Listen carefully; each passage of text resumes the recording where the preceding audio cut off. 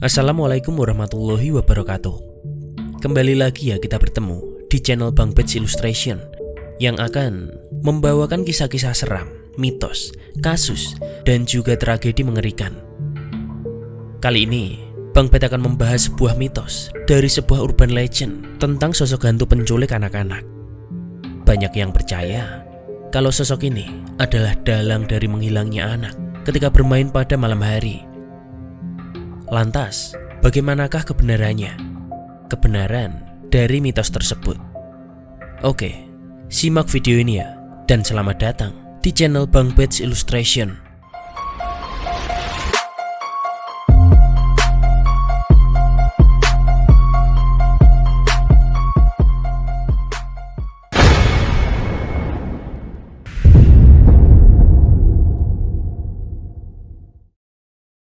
Wewe Gombel atau juga disebut nenek gombel dalam tradisi Jawa memiliki arti roh jahat atau hantu yang suka menculik anak-anak tetapi tidak mencelakainya. Konon, anak yang diculik biasanya adalah anak-anak yang ditelantarkan dan diabaikan oleh orang tuanya. Legenda mengenai Wewe Gombel disebut sebagai hantu wanita yang bunuh suaminya. Hal itu terjadi karena wanita tersebut tak bisa memberikan keturunan, sehingga sang suami pun akhirnya selingkuh dengan wanita lain. Oleh karena itu juga alasan mengapa Wewe Gombel menjadi erat dengan cerita anak hilang saat maghrib tiba. Namun kembali lagi, sejatinya mereka hanyalah jin yang memanifestasikan diri mereka menjadi sesuatu yang paling kita takuti. Namun di balik cerita mistis soal Wewe Gombel, ternyata ada sebuah makna yang dalam.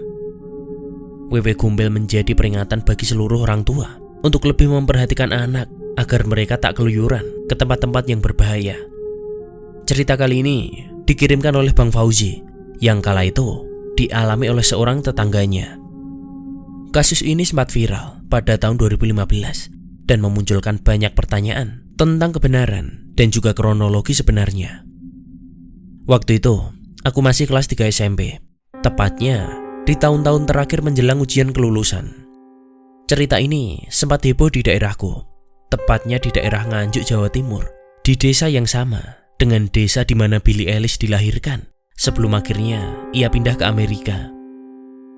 Pada tahun 2015 lalu, kampung ini sempat menjadi topik pembicaraan karena ada seorang anak di desa kami yang diduga diculik oleh sosok gaib, yaitu sosok Wewe Gombel. Desaku sendiri memang masih cukup kental dengan kepercayaan mistis kala itu, sehingga banyak warga desa yang percaya dan membuat banyak orang tua menjadi takut dan was-was semenjak adanya insiden tersebut. Kejadian bermula ketika Ardian yang kala itu masih berumur 7 tahun baru saja pulang sekolah. Seperti anak-anak desa pada umumnya, bermain di alam seperti memancing di sungai, mencari belut dan keong di sawah, hingga membuat rumah pohon merupakan rutinitas sehari-hari bersama dengan kawan-kawan mereka. Sebuah rutinitas yang menyenangkan, yang seringkali ditentang oleh beberapa orang tua yang ingin anaknya selalu berada di rumah untuk belajar. Siang itu, kurang lebih jam 10 pagi, bersama dengan seorang sahabatnya, yaitu Mujib, yang juga merupakan teman sekelasnya. Mereka memiliki ide untuk memancing ikan wader di sebuah aliran sungai kecil di belakang musola dekat rumah mereka. Setelah semua perlengkapan siap, Ardian kemudian meminta izin pada orang tuanya untuk pergi memancing bersama Mujib. Mendengar ucapan si anak, ayah Ardian pun melarangnya. Namun, karena si anak terus merengek, ayah Ardian pun mengucap sebuah kalimat yang mungkin akan menjadi penyesalan untuknya. "Kowe lah arep mancing, ndang mancing o, neng ojo mulai sisan." Yang artinya, kalau kamu mau mancing, buruan sana mancing, tidak usah pulang sekalian, ucap sang ayah. Mendengar itu, Ardian pun langsung lari keluar rumah untuk menuju ke sungai pembatas kedua dusun itu. Sesampainya di sana, kedua bocah itu langsung menyiapkan peralatan mereka dan segera melempar umpan sembari duduk di pinggir sungai yang sebenarnya tidak dalam itu. Singkat cerita, jam hampir menunjukkan pukul 12 siang. Beberapa ikan sudah mereka dapatkan dan azan juga mulai berkumandang yang menandakan sudah masuk waktu beduk kalau dalam bahasa orang desa. Kebanyakan orang tua akan mencari anak mereka yang masih main di luar rumah untuk makan kemudian tidur siang. Namun tidak dengan Ardian. Ia tetap melanjutkan kegiatan mancingnya meskipun melihat Mujib sudah dijemput ibunya untuk pulang. Hingga kini Ardian hanya sendirian mancing di sana. Dan itulah terakhir kalinya Ardian terlihat dari itu. Matahari sudah berada di ufuk barat.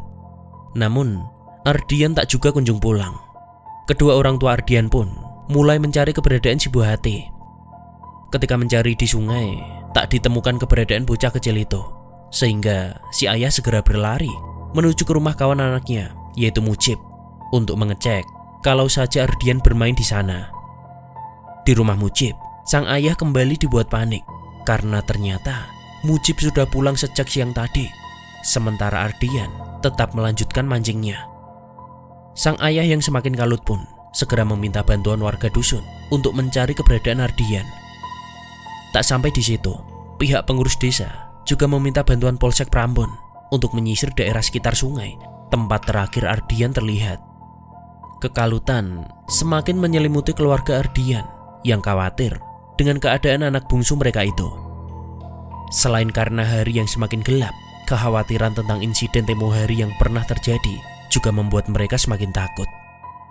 Beberapa tahun yang lalu, tepatnya di tahun 2008, di tempat yang sama, salah seorang tetangga mereka yang juga masih termasuk saudara, ada yang pernah hilang selama beberapa hari dan kemudian ditemukan dalam keadaan linglung.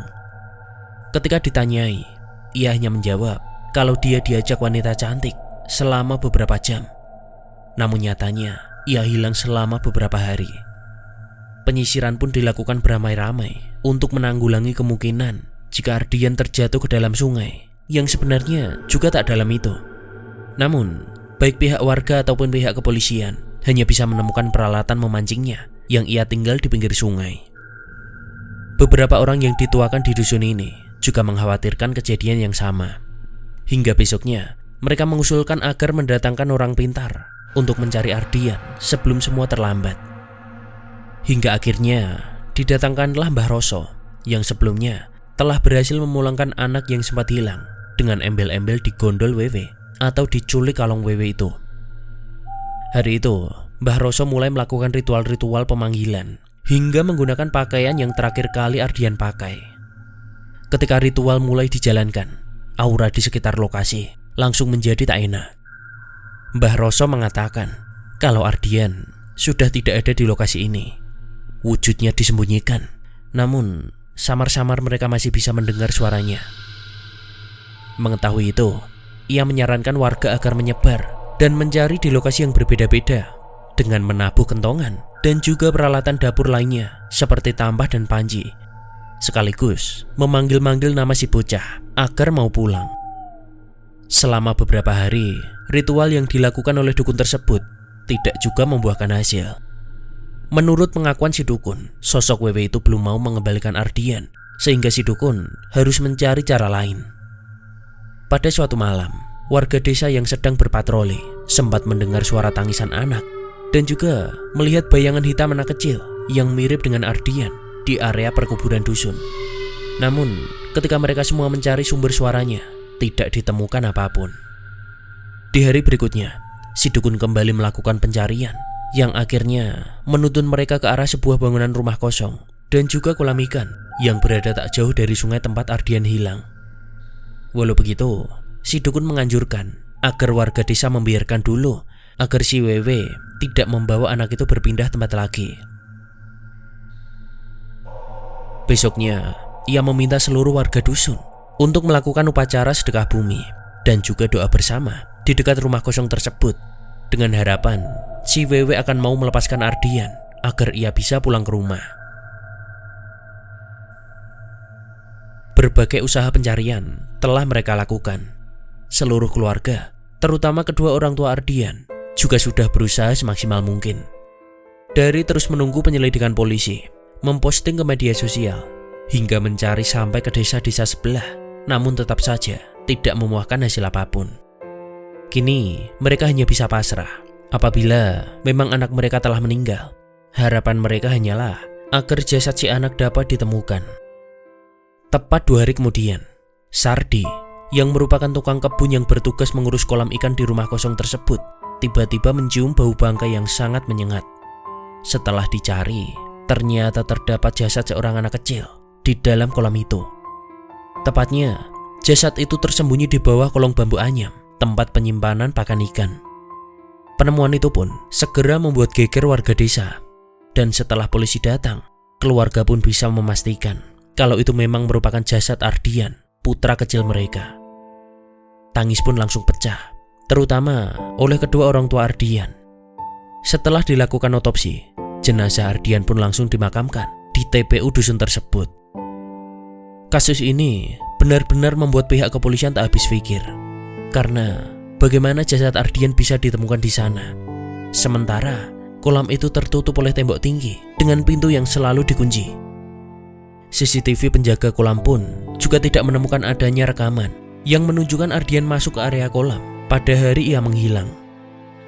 Sekian kronologi cerita yang bisa Bang Bet sampaikan. Mau percaya atau tidak, semua kembali ke keyakinan masing-masing. Namun, nilai yang harus kita ambil sebagai anak, haruslah kita menaati perkataan orang tua, meskipun itu tak menyenangkan untuk kita. Karena larangan orang tua merupakan sesuatu yang pamali untuk dilanggar. Juga sebagai orang tua, bijaklah dalam memilih kata-kata, apalagi kalau kata itu ditunjukkan kepada anak kita. Kembali lagi, ucapan adalah doa. Semarah apapun, jangan pernah mengatakan hal buruk pada anak kita. Dan untuk Ardian, mari kita doakan, semoga ia bisa tenang dan diterima di sisinya. Terima kasih sudah menonton, dan wassalamualaikum warahmatullahi wabarakatuh.